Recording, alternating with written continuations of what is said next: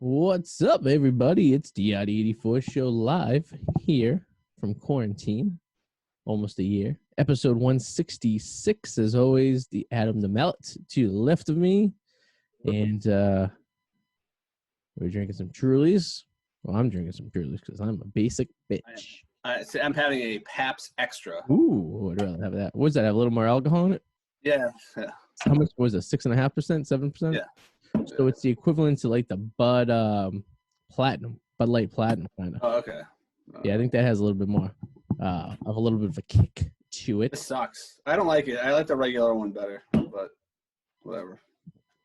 Are they the same price or are they more expensive? Yeah, they're pretty much. Well, where I go with the same price because they keep forgetting to input it in the computer, so they just charge me the same price as the regular. Nice. Yeah, I know you can get an 18-pack of Pabst 12-ounce cans for like the same price you get a 12-pack for Bud Light, and I think it tastes a lot better than Bud Light, to be honest with you.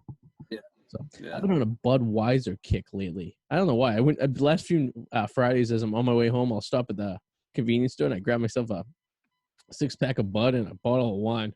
I have a theory here. Have you seen now Budweiser has a non-alcoholic beer? Mm-hmm. It just came out. And Heineken recently came out with one too. Yes. I think I have a theory that the alcohol companies are now prepping for once the pandemic is over and so many more people are hooked on alcohol, and we want to help you.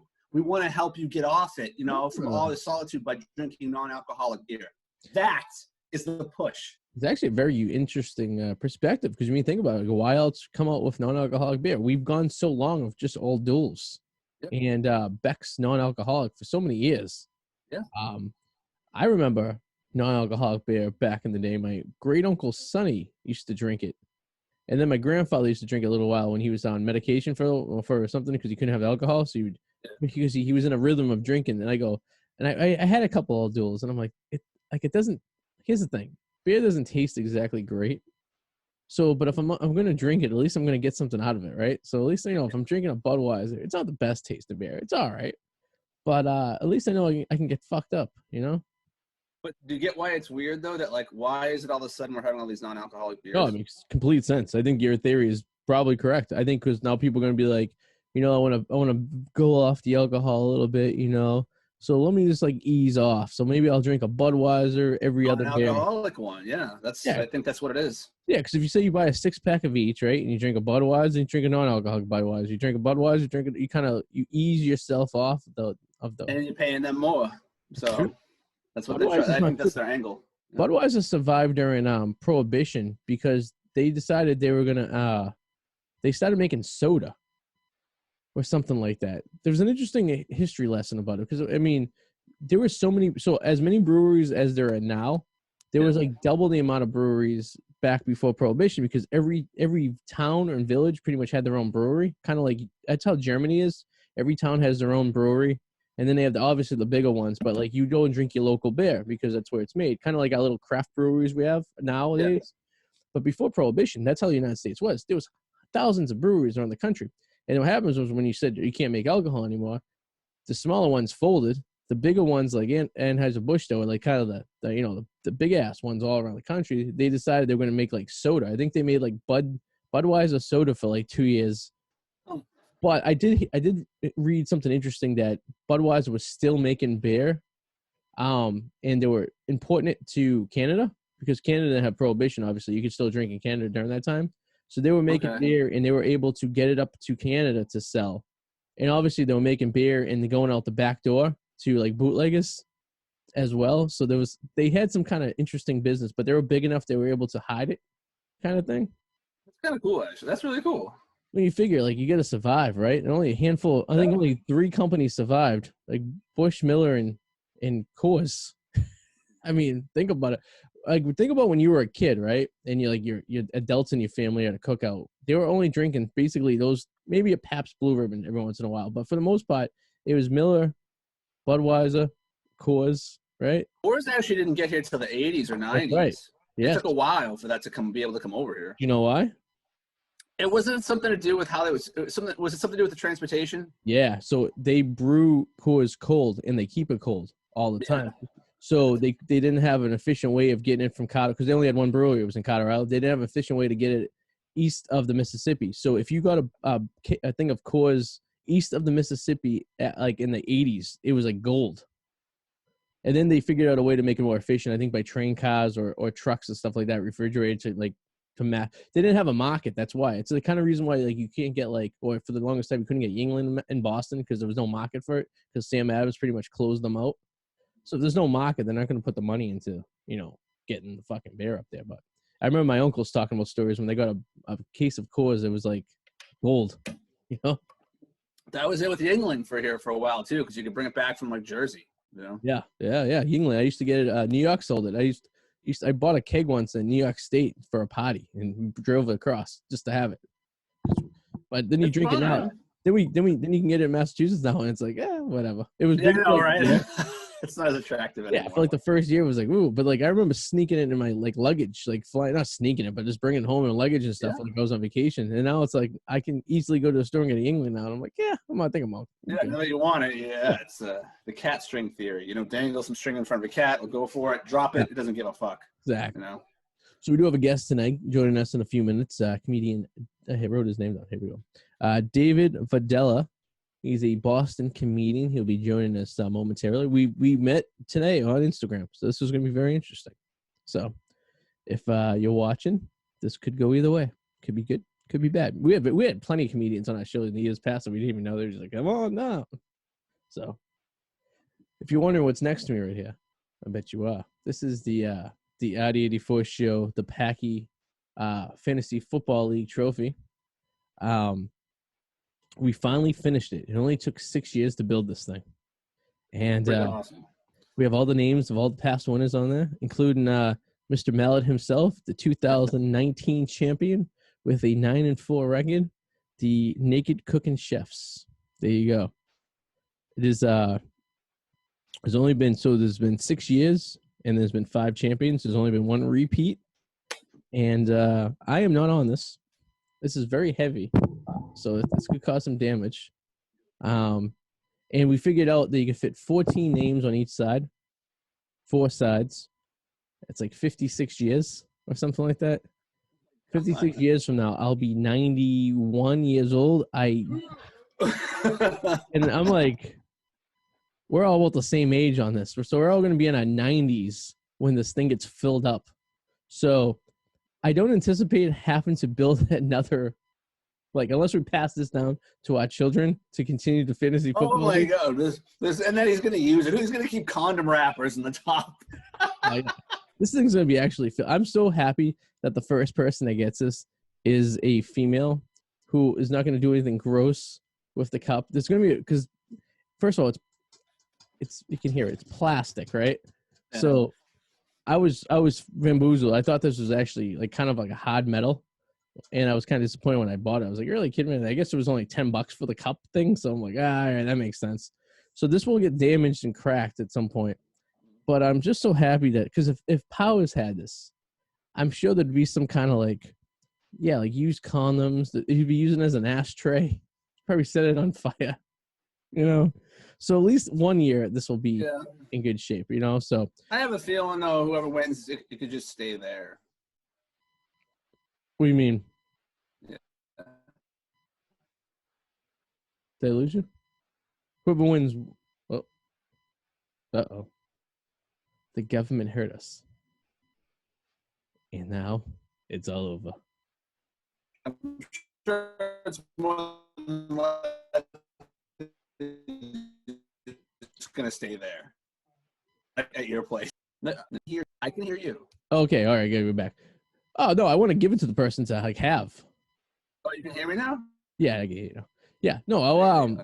So the goal is, basically from now on, when you win, you'll be giving it to you, as soon as I get so I ordered both plaques because the mail was so fucked up this year, I ordered a plaque for both winners. So that when the winner won, I could just put the plaque on there. So now Ricky's plaque is hanging in my basement on the ceiling. I just stuck it on the ceiling. So, because he didn't win. Oh, I get it. Yeah, so you get it when you win, and then you hold on to it till the Super Bowl the year. Oh, that's when the exchange will be? Yeah, so we could have some kind of party, we maybe we do it like 'cause we always have a Super Bowl party for like the real Super Bowl. Maybe the exchange of the trophy is given at the Super Bowl party. That gives you like a couple of weeks for me to get the trophy ready and polished and presented to the person. Maybe that would be a thing, because then it'll make people want to come over for the Super Bowl party for the presentation of the trophy and all that. That's fun true. stuff. Very true. Yeah, so yeah, it's a nice quality. I apologize you weren't able to enjoy it for you, but at least your name is on it forever, and then forever and ever. But yeah. So I wonder if we're gonna play this baseball thing that I wanted to. Yes, yeah, This baseball thing. Yeah, we get to it. Maybe should we include the guest? Maybe he's into the baseball. We'll test the water. If he is, he is. If he's not, he's not. Yeah. So why don't you just tell everyone what the so you kind of briefly told me about it, but what's so why don't you tell everyone else what the baseball game is about? So I've been like I don't know why I have like this weird thing where I'm like, what's going on with Chris Sabo? Like where I'm curious about like 90s baseball players when baseball was fun, and now and they had like a bunch of players who contributed on certain teams.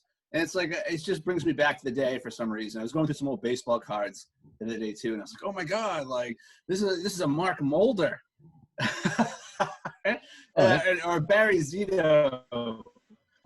We're good. They were okay. They weren't like awesome. But the names you remember, like they're like, iconic 90s baseball players. Like you said, when the times were fun. So I crammed together a list of names from each position. I'm going to tell you the position. I'm going to tell you the name. Yep. And actually, you just got to guess what team they were on. Oh, there you go. Any team? Because I'm sure most of them are many teams. That's all. There you go. I'm curious. When next time you come let over, you have it. I mean, we're getting older. Yeah. Next time you come over, we should. In my office, I have a giant Tupperware container full of baseball cards. We should go through them and see it, because I collected baseball cards from 87. Hello? Can you hear me? Jumping all over the place. Oh, are you breaking up? I get a little bit. Everything in my house is flickering right now. I think I'm under attack. That's not good. Can you get you now? Oh boy. Yeah. Can you hear me? Yeah, I get you now. Yeah. Oh shit! You're getting all jittery over there. I'm looking at my my computer right now, and things are going crazy. So this should be interesting. But I have a Tupperware container full of baseball cards. So from every position, I picked a player. Mm-hmm. And then we just have to guess what team they played on, right? Yeah, you just have to guess what team they played on. There you go. I'll say the position. Yeah. No, I'll say the position. Like almost like it's a lineup. Missionary, is that one of the positions? All right. Should I fire one out? Yeah, just fire one out real quick. Let's get it tested. All right. Carlos Delgado, first baseman. He played on the Mets, right? Is that one of the teams? Correct. Yes, he did play on the Mets. He broke in with the Blue Jays, though. But you're correct. He ended up with the Mets. Did he play on the Rangers at all? Okay. Second base, Mark Lemke. Braves? And he's frozen. Mark Lemke? Mark Lemke. Braves? You are correct. Yeah? Oh, no. This is fucking crazy right now. I feel like aliens are attacking. It sounds like you're in a... I know, it is weird. Can you hear me? Yeah, it sounds like you're in a voice machine sometimes. Like you're like Peter Frampton. You're being abducted or something. I don't know. Maybe. Okay, ready? Yep. Ready? I'm ready. At shortstop, Royce Clayton. White Sox?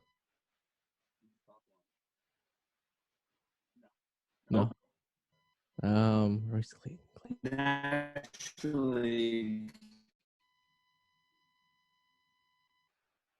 Oh, wait, hold on. sure. Let me double check. Maybe he ended up with them. You're like slow motion. It's great. He played with them too. Shit. Reese Clayton. That name's Oh, that's great. familiar. What team did you say? White Sox? White Sox, but He did play with the White Sox for 2 seasons. Really? Jesus Christ, I'm on You fire. did. What am I, 3 for 3?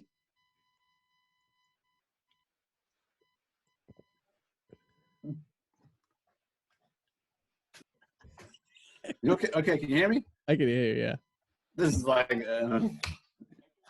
As long as I can hear you, at least we get the You said White Sox? Yes, he did play for the White Sox at one point. All right. How about number third base?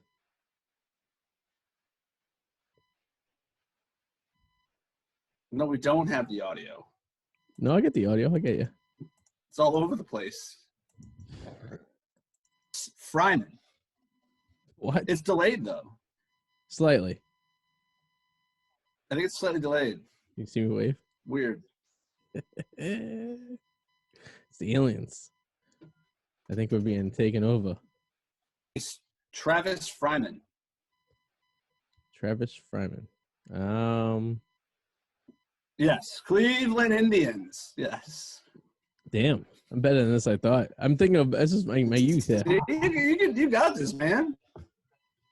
Should we bring our guest in and then maybe we can see maybe this will help clear up the airwaves here a little bit? And we can continue the game if he wants to patat. Dude, the audio is Sure. Let's try it. Let's see what happens. So joining us now, Boston comedian David Vadala will be joining us momentarily via Zoom. Let's see if we can get him. Yo, what's up, fellas? Chilling.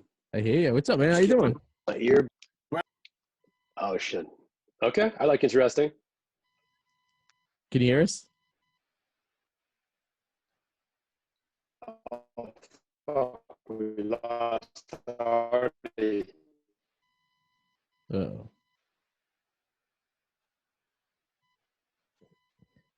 Everything is frozen. Yo, chilling, man. Can you hear? Oh, cool. Yeah, where you? Someone turn out the lights over there.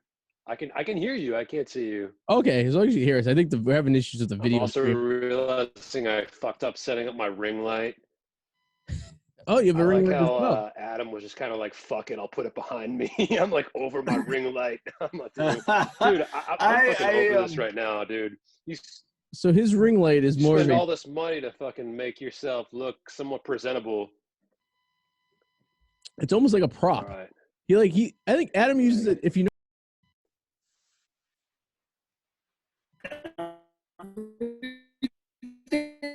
It is very delayed on my end here. So with that, We might be back. I got kicked off, then kicked back on again. I don't even know what's going on. yo, I blame Facebook. You know what I think it is? I think we're more even now. Everything was like when you guys were talking, it was all the audio wasn't making any sense. I think the show's being censored by the United States government. I blame the ring light.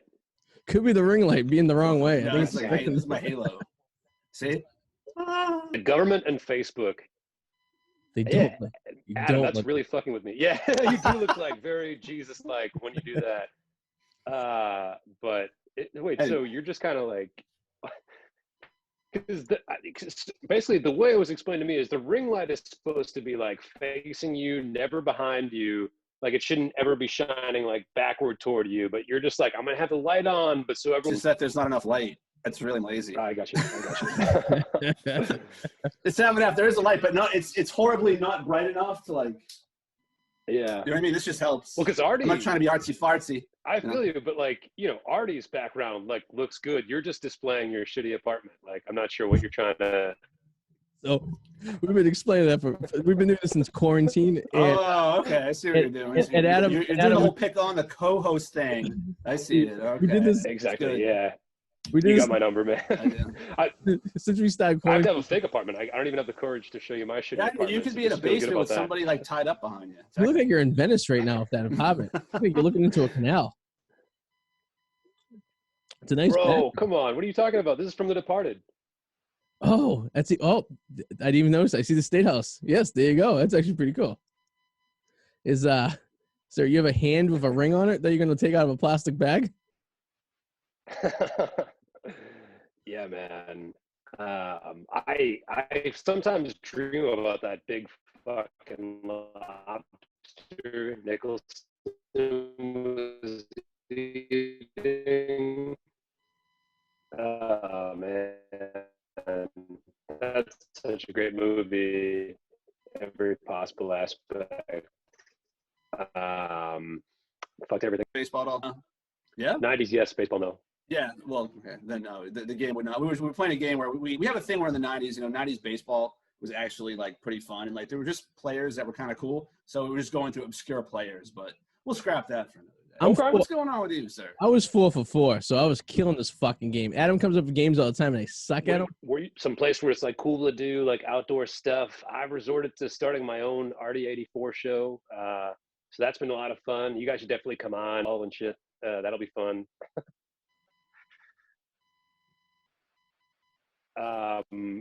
Not a whole lot going on really, but yeah, the show's called The Comics Feature, if it's all right to plug that. Of course.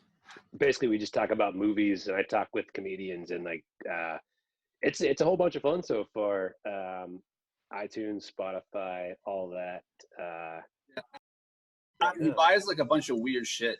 That's all I know. Yes, dude, there's a classic episode of Entourage where they're at an auction and he's like selling like his dinosaur skeleton. Or no, I'm sorry. There's a line of dialogue where they're like, yeah, Nicolas Cage has that brontosaurus skull. And then I think Johnny Drama's like, yeah, I think the IRS actually now owns that brontosaurus skull. Entourage. Yeah. Was this not meant to be with the technology, you think, tonight? Yeah, so I'm back. I think I found my way back to the internet webs. I think my wife was watching too much Below Deck, and it was screwing up the internet stream. So it occasionally happens. And Adam lives in Woburn, which has a high level of toxicity in the water, and sometimes that creates electromagnetic. He's gone. It's been dude, yeah. If I told you we really haven't had issues like this during quarantine, you'd think I was lying. No, it's all good. 100% blame Woburn for that. We were just talking about Nicolas Cage, and I was saying people forget that he has an Oscar. Did you know that? He has an Oscar for what? For Leaving Las Vegas. I never saw it. Really? Yeah, I got to check that out. I know he's good in the movie Honeymoon in Vegas. Did you see that one? No, I didn't. That's the one where he's married to Sarah Jessica Parker, and they go to Las Vegas for their honeymoon. And he's playing a poker tournament with John. I think it's John Voight. Maybe it's not John Voight. He's playing a poker tournament with some old actor, right? And he gets it over his head. So what he does is he loses, and he bets a night with his new wife. So John Voight gets to spend the night with his new wife and do whatever he wants of her. But he has to explain to her that he just lost her in a bet. They just got married. And then at the end of the movie, he's dressed up as Elvis, and he's jumping out of a fucking airplane, parachuting over the strip. Dude, I'm in. That sounds great. It's actually a really good movie. I think Adam's coming back here. It's actually a really good movie. I don't think he won the Academy Award for that. So Leaving Las Vegas makes more sense than Honeymoon in Vegas. So he just likes Las Vegas, I get. Or that just sounds like a regular like night for Nicolas Cage these days. So we're back. What else are you gonna do? Okay. Just parasail over Vegas. Right, Adam. In the house. Have you ever seen Honeymoon in Vegas with Nicolas Cage? We're just a little Nicolas Cage talk. How long have you guys been back? Probably like literally 2 minutes, if that. Oh, yeah. Okay. No, I've not seen that one. No. He's dressed up as an Elvis at the end, and he parachutes all lit up over the strip. It's great. No, I've not seen that one. No. It has Sarah Jessica Parker. Her whole horse face is in the movie. It's very good. Okay, now it's starting to come together. Okay, that's what it is. Okay, I've seen part of it. I know what it is. Loses her in a poker tournament. The soundtrack is phenomenal. You should check out the soundtrack. It's like country stars singing Elvis songs. Fucking great. Oh shit. Okay. One of his first movies, it was like Vampire. Well, Vampire's Kiss is like probably one of the earliest good ones that he started, it's like the dumbest, awesome movie ever. Like he gets bit by somebody and is then convinced he's becoming a vampire. Okay. So he starts kind of acting like he's a vampire, but he's not becoming a vampire. Yeah. Like, it's the stupidest movie, but it's hilarious. You think Nicolas Cage was ever anywhere and someone goes, "Hey, can we address the elephant in the room? Your last name's Coppola. The only reason you're an actor is because your fucking uncle Exactly. I mean, whoa, I did not know that. Really? Yeah. Yes. His uncle is, Coppola. And this is basically the only reason he's gotten any roles in Hollywood because he's not a good actor. Francis Coppola. Bogged out. Like he's been in everything. Like I watched Jiu-Jitsu. I was telling you before we got kicked. Jiu-Jitsu was like, it's basically the movie Predator, but worse. Yeah. Hey, he was inside of Elvis's daughter. That's true. But that married him a little bit, right? Was. I mean, that's pretty. Yeah, he got married. He was so obsessed with Elvis, he married his daughter. I mean, you can't get the better trophy than that. He's got a whole Elvis collection. In fact, some of his purchases over the years are extremely questionable. Yeah, he was like Michael Jackson. Yeah, so apparently he stayed in this. He paid a ton of money to stay in this like legit haunted house. But like he was like, I'll do this. He bought it. I think he bought it. Yeah, did he buy it? Okay. Yeah, didn't he like last? I think he lasted like 3 days before he was like, all right, no, I can't. No, there's I can't. Like he like literally like was like writing a movie, and the ghost told him not to do it. That's like, awesome. Oh, all right. A Nick Cage movie. I mean, that guy. Has he ever turned down a script? No, he takes whatever movie gives to him. He's like, at one point he bought 2 castles. An island in the Bahamas, 9-foot tall burial tomb, shrunken pygmy heads, 450,000 on the late Shah of Iran's Lamborghini, and another 150,000 on a pet octopus. Another 150,000 on the first Superman comic. Allegedly, Cage also once outbid Leonardo DiCaprio for a 7 million year old dinosaur skull worth $276,000. That's all it was worth, $276,000. What the fuck is wrong with that guy? Where's his financial advisor? Like, was he like sleeping? No, dude, yeah. What kind of fucking community college dropout was like advising him and Wesley Snipes? Like, I don't understand how you could be so fucking bad. Like, if you do a fucking guest appearance on a TV show, you can safely invest that money if you got other shit coming in. Just be like, yo, cover the sales tax on this fucking brontosaurus skull real quick. And just cover your fucking bases. I don't know how you could be so... And why didn't he see the pen? Did he ever go to jail? Is he just like in white people jail? Like, I don't understand what's going on. Like who does he fucking know where he just can get off? Like, well, I think it's funny how these guys obviously have tax problems for years before they finally get arrested. But if you and me were not to pay the tax on a lottery ticket that you won for only $1,000, the IRS will come knocking on your door. Right here. Yeah. I've been audited 5 times. 5. I'm 36 years old. I've been audited 5 times. I get these bills in the mail from the IRS saying, you forgot to claim this in 2014. You owe $2,000 and you're going to get all interest. I've written more checks to the IRS in the last 5 years than anyone should ever have to. And now I'm on their radar. So if I fuck up once, like I say, I forget to claim like a lottery winning, right? And I don't claim it on my taxes, they'll find me. I'm like on the top of the list. I'm like on the IRS's top like 100 list of fucking people to fuck. Literally. Like, what? Yeah, to be fair, Arty, do they have some reasons? Yeah, I mean, I've been fucking them for 5 years. I've been okay, so there it is. There it is right there. I mean, listen, they caught up to me. What can I say? I'm like, all fair. I've got to keep IRS lube by the fucking bed, man. They're relentless. It's crazy, man. Have you ever, I'm sure just based on the conversation, have you gotten leaned on? I've gotten fucking leaned on hard by these fucking guys. Like, just like my checks, you owe us like X amount of dollars, but like we're just gonna like withhold like your we're just gonna pause your bank situation. I'm like, oh, that'll be super helpful for giving you money that you're fucking holding up.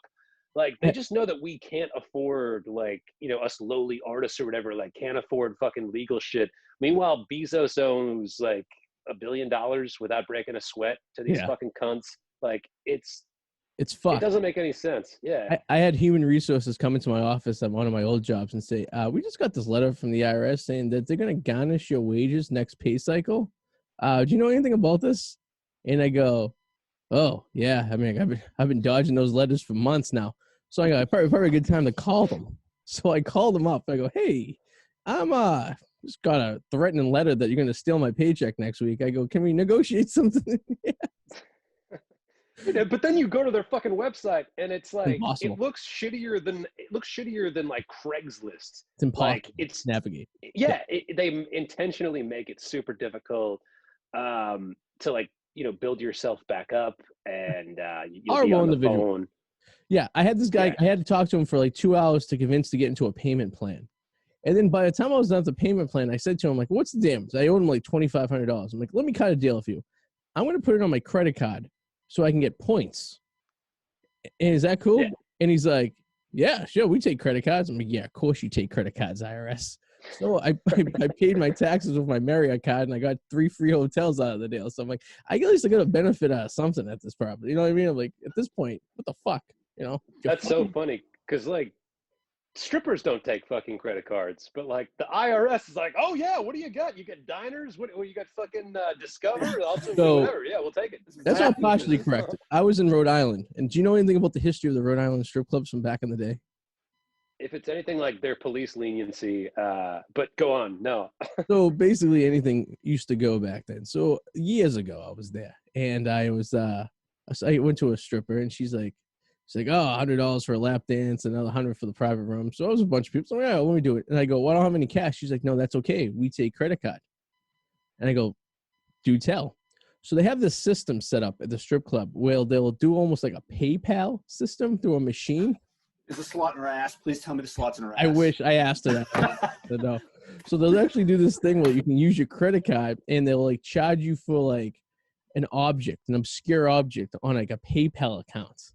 And then that money gets transferred to the stripper, and there's like a percentage you have to pay off of it. So it's like a 20% percentage on the payment process. So not all strippers take credit cards, but the ones in Rhode Island do. So if you're ever down there and you're in a pinch, which is very dangerous once you've been drinking all night, and you're like, what's $1,000 in a stripper's ass? So I'll just put it on my American Express and worry about tomorrow. Okay, you know what's funny? I experienced something similar in Canada because I'm like, what do I do? Mostly their shit is coins. So am I going to throw coins at them? Mm-hmm. Like, I didn't know what the fuck to do.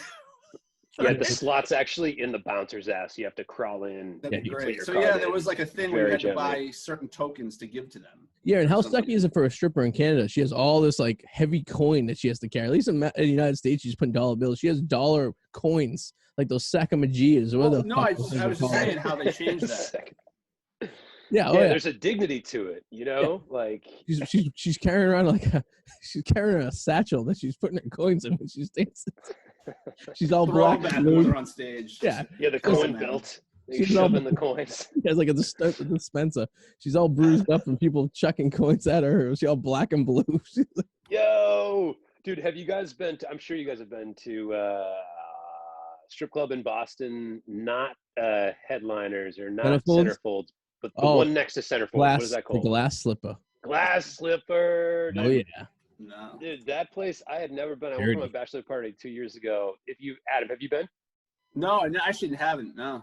Very interesting architecture when you walk in there. So basically you walk in, the bar is on your right, and the stage where everybody dances is behind the bar. So in order for your bills to get to Classy Woman, you must ball up the dollar bill and literally huck these dollar bills at these women. It is a fucking scream, dude. It was honestly like the most fun, hilarious thing. That's like, they're doing their like sexy dance and like they're thinking everyone's paying attention to that, but they're like, what's the most aerodynamic way I can get this like in the boob zone or whatever? So I was there, 2006, when it was in the old location across the street before they moved in next to Santa, right? And same exact setup. What? Excuse me? What are you talking about? No. Same exact setup with you have the dance behind the bar.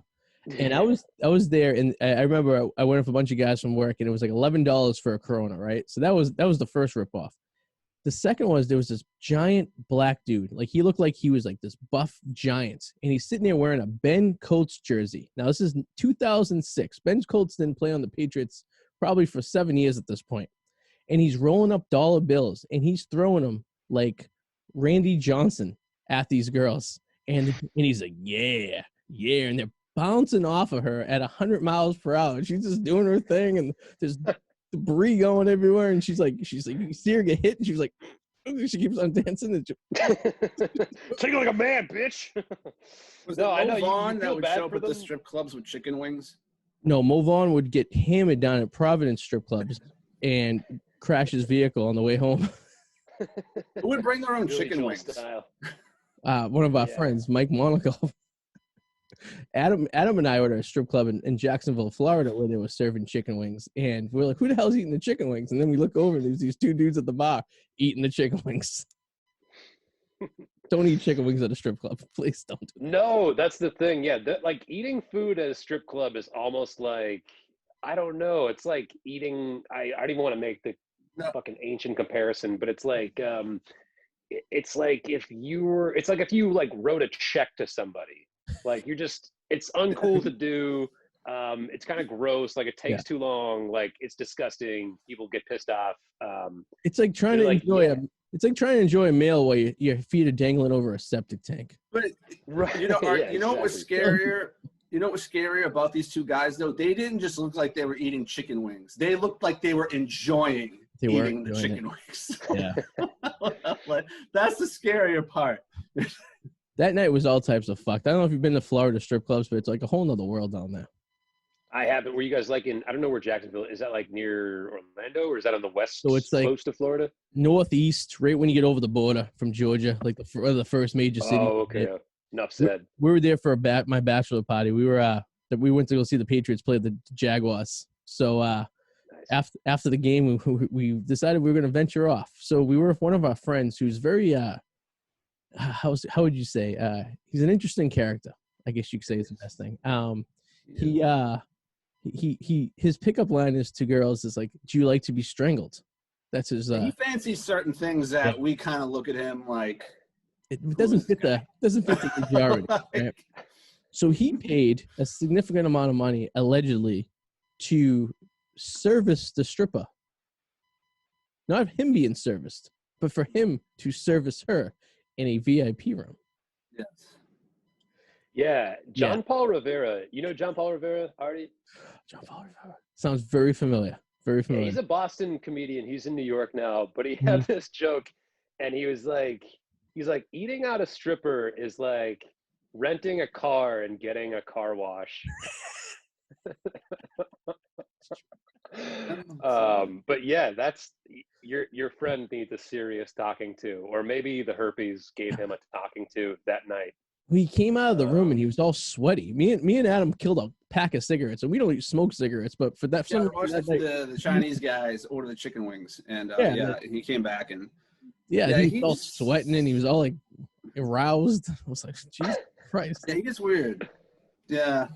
Yeah. I mean, we could go deeper into the story, but I will. But I don't know if I should. No, we put it that way. On that trip, we seen more of that kid all around than we needed to. That me and Adam, and for some reason, we and Adam are always with him. There was like 6 of us on the trip, but some reason when shit went down, it was me, Adam, and him.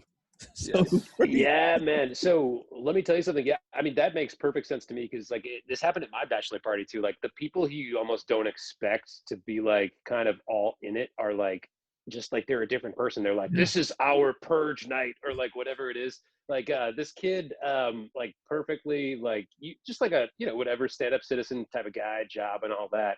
He got 7 dances at like maybe like $45 to $50 a piece, and it's like, dude, like you're not like you don't level up from the fucking lap dance. You know what I mean? Like no one's gonna be like, oh, 3 lap dances is some blowy. Like there's like you're just kind of wasting your time and money. Like you're not gonna get promoted to because this lady was like, oh, like you should do the private room. Like, I know your friends will pay for it. And I was like, I don't think I saw you talk to any of my friends yet. But like, yeah, trying to stick my friends like a $2,000 bill. Oh yeah. You got to be careful of these places. These ladies are getting smarter. It's really a shame. I was up in Montreal with one of my cousins. It's a shame. Yeah. And he was getting a lap dance, and she's like, they charge you per song, but the DJ just flows the songs into each other, so you don't really know when the songs are ending. So he was getting a lap dance in the private room, and she kept saying, "You want to keep on going?" And he was like, "Yeah, sure, whatever." So all of a sudden, 25 minutes goes by, a bunch of songs go by, and he doesn't have enough money to cover the balance of the song. So I was out and about somewhere, and all of a sudden I get a frantic phone call. This is like Montreal in December. It was snowing out. It was cold. And I was like walking into the hotel lobby, and then I get a phone call from like this weird number, and I go, hello? And he's like, hey, he's like, Arty. He's like, where are you? I'm like, I'm getting into the hotel. I'm like, what? He's like, you got to do me a favor, man. You could get me like $150 and meet me at the strip club. He's like, I'll explain to you when you get here, but they're not going to let me leave. So I'm like, what the fuck?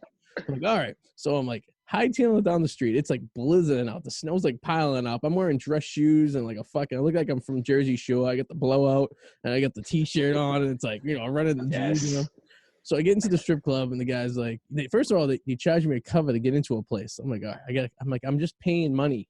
And they're like, yeah, everyone's paying money here. I'm like, what the fuck? Right, yeah. So I get up there, I get up the stairs, and I see my cousin. He's like being held hostage on the corner of the fucking building. And when he seen me, it was like seeing like someone who hasn't had water in like years, and then all of a sudden they're getting a drip of water, and they're like so excited. And he's like, thank God you're here. He's like, long story, I'll tell you what happened. He's like, just pay that guy right there. So I'm like, all right, so $150. And I go, what the fuck happened? He's like, I'll explain to you when you leave. So we left.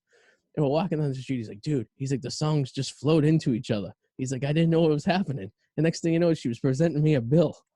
I'm like, well, that's how it happens. Like, oh, I mean, I go, did she tell you when she comes? She kept asking me if I wanted to keep on going.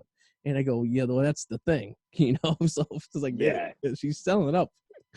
I mean, the poor kid was 18 years old. It was his first time up in Montreal. He learned the hard way. No, for sure. And I mean, it sounds like this person was like, I mean, I was joking that like, they're not the smartest people, but like there is a legitimate artistry to like keeping, you in that moment. Like maybe as a song is ending, like, things, intensify a little bit. Oh, they graze you a little bit, a little grazing of the, whatever. Yeah.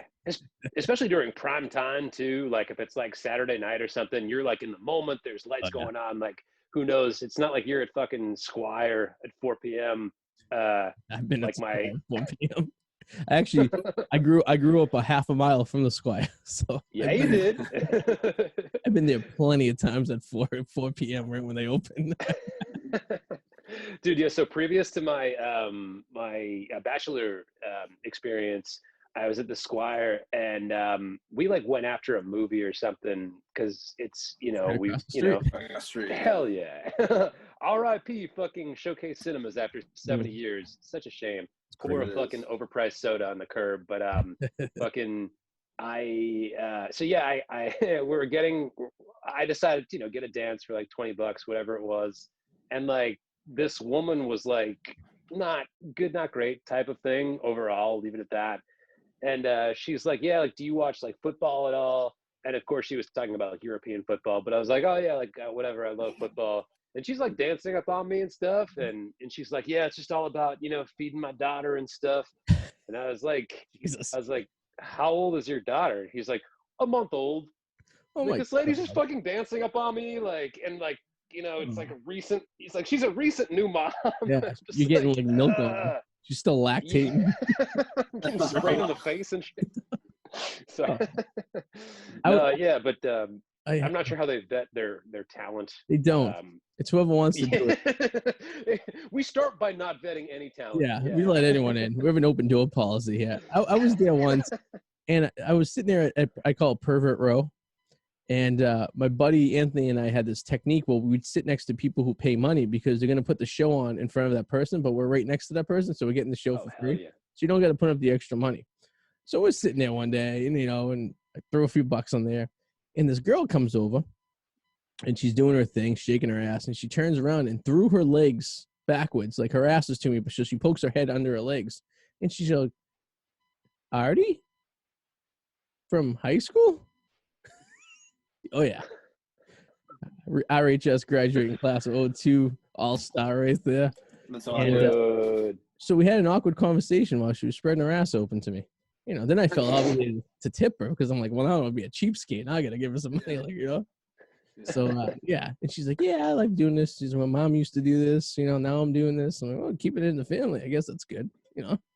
No, for sure. Didn't she see Friday Night Lights? You're supposed to go to like the next town over. Like you're not supposed to like just grow up in Revere, then strip in Revere. Go to like, strip club. Like it's like a revolving door of disappointment. Like you don't want her telling like her friends that you know probably, but then you're just like, oh, do I even give a shit with the stripper thing? Yeah. So I got scalded by a stripper at Max 2's because I sat next to a guy who, like you already, like, you know, somebody's throwing out a bunch of money. That's what I did, right?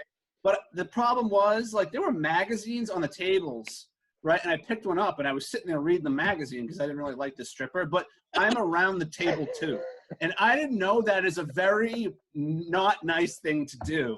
And the stripper was like, she stopped her routine on the stage. She's like, what are you doing? And I'm like, what? She's like, are you reading that magazine? And I said, yeah. Right? And then she's like, you shouldn't be doing that right here. Right? What are you in a waiting room of a dentist office? Like, yeah. No, but I mean, like, around the table itself with the stripper, like, not like in a booth, but I'm sitting there, right. I'm like reading it. I didn't think she was that great. I didn't think she was awesome at all. I didn't like her. I wanted the next girl. And I was reading a magazine. Like a magazine. It was like Popular Mechanics. He was looking at an operator to rebuild a carburetor. Let's go. Did not go over well, though. It didn't go over There was also a small window of time. I remember Mac 2's in Billerica, right? Billerica, yeah. 18 plus. Yeah, no alcohol. Yeah. No alcohol? Or yeah, that you can't bring in. Well, at least I didn't have a liquor license from back in when me and Adam. When I went, they didn't. Yeah, they were 18 plus. It was 18 plus. Oh, that's right. Yes. That was why we went. Exactly. Yeah. All of us. I mean, that's why you go to Mac 2's. Get a Coca-Cola and Red Bull. They gave you a lot. Yeah. And you had Huddies who stripped who went to UMass Lowell, which I ran into a girl I went to English class with there. That's another story for another time. But you know, that's what you Mac 2's. Yeah, what were you saying? Oh yeah, no. There was a small window of time in at the Squire where it was like when having a camera on your phone was like kind of a new thing. Yeah. And they would take your fucking phone at the door, and it's like, what? So like you can leave it. Yep. Yeah, I'm not gonna snap you on my fucking Nokia and like spank it later. Like I'm spanking it here. Yeah, I remember that. They used to have you keep you in the car. You have to put it in a glove box or something like that. Yeah, it was the no camera zone. Which was you want me to keep my phone in my fucking car in Revere, and I don't know about that. I go metal detector, the whole thing. Me and my buddies were in New Orleans, right? We're in spring break in Florida, and we decided to drive to New Orleans for the day, which is like a 6-hour drive. So we got to Bourbon Street, and I had my backpack with my computer in it because I didn't want to leave it in the hotel room when I was doing some work for school. I was back in college. So I walked into a strip club with a backpack with my computer in it. And they go to me like, yeah, you can't bring that in there. I'm like, well, what am I supposed to do with it? They're like, we can check it at the door. I'm like, okay. So I'm like, I don't know if the whole entire time I couldn't enjoy myself because I'm like paranoid. Of course. My computers with under the supervision of these two girls working at the front desk. I'm like, what happens if someone comes in and steals it? I'm like, what am I going to do? I'm like, I have all my schoolwork on here. I'm working on my project for school. Like, what did they think I was going to pop my laptop up on friggin' Pervert Row and fucking start writing a report about them? Like a review on Yelp? Just pop open an Excel file. Yeah. To getting her dimensions down. Like, hey, I just need to, I'm doing an interview here. I'm just taking some notes. Tell me a little bit about yourself. Yeah, I need dimensions. How long you been doing this for? How big is your, fucking strip clubs? R.I.P. Those things might go away. Huh? Comedy clubs and strip clubs might be the thing of the past if this shit doesn't fucking pick up. What's going to happen? I know. And there were women protesting, like saying, open the strip clubs, like on the street we were talking about with centerfolds and glass slipper, like legitimately. And like, I'm sure that wasn't productive. No. But like people were just like, take it off. Yeah. And it's like, it's sad because like, I don't know, Dave, how old are you? Are you in 20s? No, thank you. I'm 33. Oh, okay. So you're close to our age. Year of the Lord. Close Yeah. enough. Well, your hair still looks nice. That's what makes me think like Yeah, the younger hairline. 30s. It's like it hasn't started to thin out yet. So yeah, you still got that. So Good luck. Have fun. I'm you're on Oh, the, dude, I'm going out with dignity. I'm shaving the whole thing off as soon as I even see a fleck. I can't admit Yeah. defeat. It's happening. I'm a realist. It's happening. Oh, it looks but, good, man. It's okay. For 38, I'm gonna be 38 in February. fucking So man.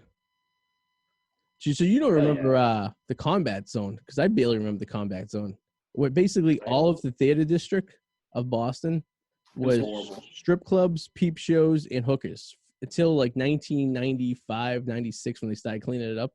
But it was basically like Smutville. So it was really bad. And then what they did was Menino kind of like focused it all on one street.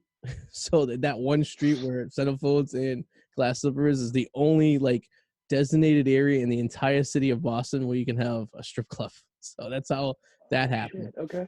Because all of Washington Street and all that area where like the theaters and stuff like that were like some of the theaters, like the ones where they have like I think Boston University owns one now.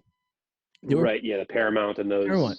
It was a porn theater. They used to play porn movies in there. Oh, yeah, I think I did know that. Yeah, that's so funny. And like, I'm looking at some old photos of it now. Like, yeah, every sign all along the board is like, live nude girls, 3 films in a row, porn, live, naked, all over the place. It's like that scene in The Departed when Jack Nicholson and they go into the porn theater. Remember when he's sitting there and he's in the trench coat? That was basically what Boston was like back. And I remember as a kid driving through it, being like 7 years old, and we were passing through, and I remember seeing all the signs, and I was like, "Don't look out the window.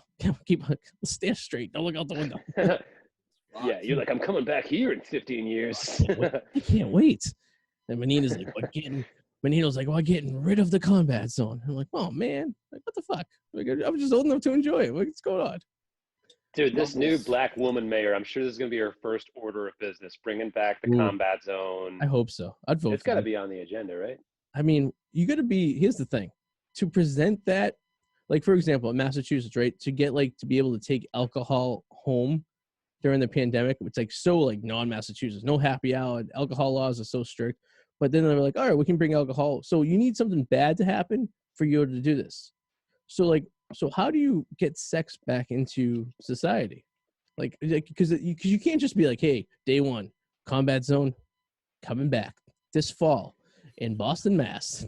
Very aggressive move. I love it. I think we could do it. The 3 of us, we could do it. And like the thing is, people are going to be pissed about this conversation because like we're not being respectful to like sex workers. Like I've made jokes like on stage, and like I've gotten like comments like just being like, you shouldn't disrespect sex workers. Like that is a profession. Like these like cams only girls and stuff. And like, I respect it. So like, if we took that angle, we're like, these are artists. They're trying to, contribute the only way they know how, sucking D, or just giving you the illusion of sucking D. Veterans come back and, they got to look at something. They can't empathize. They just want to look at something. So we could do a twofold, like veterans, artists, double play. I feel good about this. I'll throw together a PowerPoint. It is not, and I would help support you on this one because we can make a nice. Really, listen. Here's the thing, like these girls, we would be SJWs. Like these girls, for real. These girls go on. Like, come on. So those girls who are protesting, down I think it's Chandler Street or Chassis Street or whatever the street where the strip clubs are.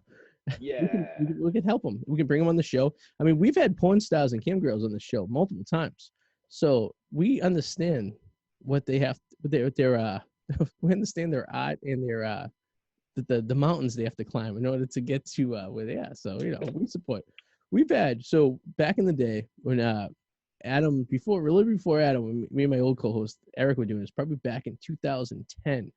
We had a lot of girls on who were models, and a lot of them now are cam girls who get like thousands of dollars. One cam girl, someone paid her they paid for a flight to Vegas to stay at the hotel for 3 days, gave her own room and 3 days back, and they didn't want any sex. It was just basically just to chill with them and hang out when they wanted to, but she could do whatever she wanted on them. She made like $4 or $5 grand on this thing.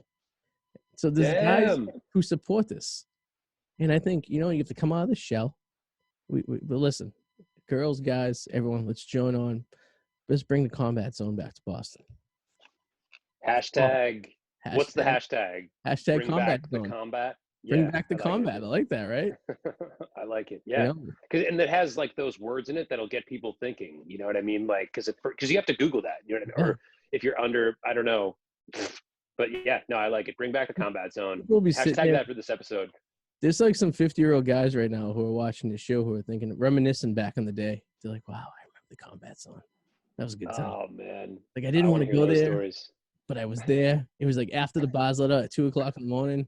We just walked up Washington Street, couple blocks, and we went to Chinatown where we got the warm tea. Do you know what the warm tea is, right? I know warm tea, yeah. Yeah, they get the warm tea, and then they go into one of those peep shows, and life was great. Next thing you know it, they're home on Sunday around 7 a.m. So it's like, dude, because Bill Burr and like all the old Boston comedians always talk about like Louis and like they would always talk about like I never heard them call it like the combat. So like I know that's like like it's a Boston thing, but they would always talk about like all these like hookers that would just like hang out by like the Wilbur Theater, and like that's squarely in that zone. You know what I mean? Like so that's like the pieces are starting to add up. I get it. In the late 80s and early 90s, it was interesting. I mean, Menino's the one who cleaned it up, because before then it was kind of like Times Square in New York. Before Giuliani got there, Times Square in New York was all porn theaters and garbage, right? It was like, shit. And then he turned into Disney World. But all he did was push everything down to like 8th Avenue. He just moved it a block away.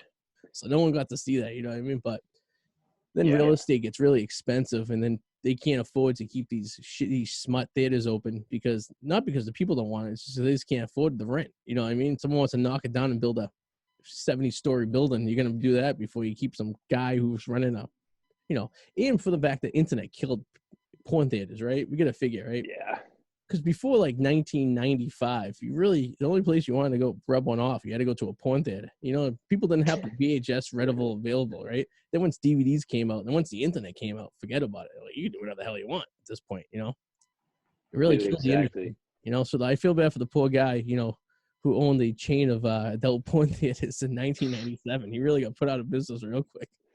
Dude, R.I.P. the greatest fucking comedic actor, one of the greatest of all time, Fred Willard, was arrested for jerking off in a porn theater. And it's like, you're supposed to jerk off, or like, I don't know, like he's like, I can't win. Yeah. Like, Pee Wee Herman couldn't. Yes, Pee Wee Herman. Pee Wee Herman was as well. Oh, was he? Yeah. Like he's a poor fucking guy. Ruben, what's his name? Paul Rubens. Paul Rubens, yeah. He was jerking off at a Sarasota, Florida porn theater while he was on vacation visiting his parents. He was set up. It sounds like a setup. Yeah. Like Belichick, right? Exactly. Come on. No, but I mean, you see somebody going to a porn theater, come on, you know what they're going to do. But, like, I go there. He has every right to be in there, technically. Correct, Adam. I've sat many hours in a porn theater because I like to see the plot of the movie and how it's going to work out. Of course. Next to a creepy guy in a trench coat. You know what I mean? So, you think the floors at the Showcase Center in Revere is sticky? You should go into one of the places in Montreal that show movies like that. You literally throw your shoes out. I'm good. Throw your shoes away when you leave the place. Disgusting. I know plenty of people who would, though. But that industry's dead now. I mean, that stuff's all. It was weird because when as young grown men, at adolescent age of hitting 18, it was like a big thing to do. Like, oh, I can't wait to like see this stuff, right? And then we get to our age, you kind of just sit back on it and be like, oh, it was what it was. But there's kids who are like 18 years old now who will never get to experience the same experience we experienced. And it's kind of sad, because I think you feel you need that because it turns you into your manhood. It really brings you to a horizon of like, of a maturity level, right? So you're like, oh, I've achieved this point. I've waited I remember as a kid driving by on the school bus looking at the Squire Club, and all the boys in the bus would be, there's naked girls behind those walls. And then of course, yeah. It's like, I got to see the naked girls behind the wall. And it's like, then you do it, and it's like, oh, that's all it was. Like, yeah, that's cool. But it's build up, I want to kick the shit out of my dad, like, every day for, like, not just, like, marching me in there when I was, like, 16, 17 years old. I would have had so much more confidence in my life. Like, if I'm just like, oh, titties, check, like, done. But yeah, no, will that be a thing in the future? I mean, those. It's like, it's like well, maybe it just goes away. The internet has taken over everything. Like, have you done any online comedy, like virtual comedy sets at all? Yeah, Isn't it terrible? It's terrible. It blows, man. Like very much. You know, you remember the start of this show when we were basically just fucking around trying to like understand shit. It's that for 45 minutes because each comic that comes up like doesn't know what the rhythm of the internet connection is like.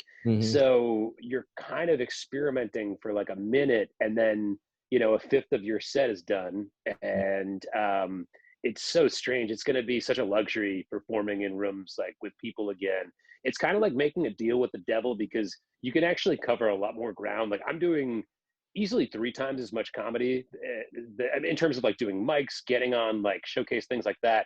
But you don't get the buzz of like making someone laugh. Like you just don't. Like the laughs just disappear into thin air like before they start almost. Like it's definitely its own thing. I don't see anyone getting famous or like exposure from Zoom at all. It's just like a big dead zone. So yeah, I did a couple right when the pandemic started because I was starting to get back into doing mics and stuff like that, and then I'm like, oh, let me try the online shit, and man, it sucked because I got lit twice on a show and didn't even know it because it's tough because you're paying attention to your stuff, but then you have to pay attention to the screen, and like you said, you're not getting the feedback or anything like that either.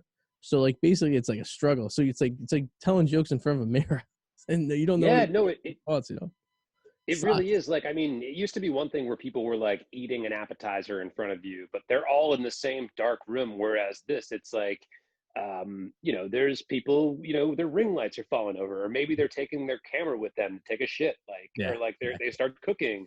And it isn't. I was basically forced to start a podcast, and that's a lot more satisfying than like flinging shit that I've worked really hard on at people that are half there, or like there's a lag or whatever. But it's I don't know. It's weird.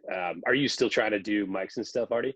Yeah, once the world opens up again, I think I'm gonna get back out there. But it's like I was just getting in the rhythm of doing some, and then I was like, fuck. You know what I mean? Yeah. Stop. But we're getting close to the end of the show. So why don't you tell us about your podcast and where they can get some of your information if you want to? Yeah, for sure. So, I mean, my Instagram is just at Dave Vadala. And the podcast is called The Comics Feature, pretty standard. I have a comic on every week. I actually am releasing 2 episodes a week. We just launched a couple weeks ago. We're talking about recent movies with comedians, and it's a ton of fun. Again, it's called The Comics Feature. Follow The Comics Feature Instagram. Check us out. We'll have you guys on. We just like to talk about like relevant movies. I say we like it's not just me, but it's a labor of love. Like editing and all that is involved, and it's just a ton of fun. So definitely swing by. Maybe I'm thinking end of February. Nice. Sounds good, man. You guys, Arty 84 show. That's right. Stay in touch. We'll definitely do it. Especially Adam. He loves movies. Yeah, I have a YouTube channel for sure. I have a movie on movies. Yeah. So Adam, a hiatus. You might as well plug it. The Whirlwind Potato. Yeah, the Whirlwind Potato on YouTube. Yeah, I've been on a hiatus for a while. I've written a bunch of stuff. I'm just not motivated right now. I just not. I shoot stuff. I write stuff. It just happens when it happens. Yeah. Format. No, for sure. Whirlwind Potato, one word on YouTube. Yep, one word. Whirlwind and potato. Yep. Hell yeah. Check it out. Nice. Check it out. Well, Dave, thank you very much for joining us tonight last minute. We appreciate it. Man. Great talking to you, man. Nice meeting you. Yes, thank you for joining us, man. Appreciate it.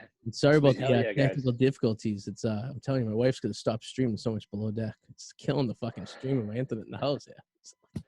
Dude, yeah. Hopefully she's not like streaming some like, some shitty comedy show or some like male stripping show. She's watching this podcast and she's just sitting there trying to figure out why she married me. That's what she's doing. My wife is probably in the next room wondering the same. But this has been fire, guys. Thanks so much. Cool, man. We'll talk to you soon. Stay in touch. I like it. All right. Take care, guys.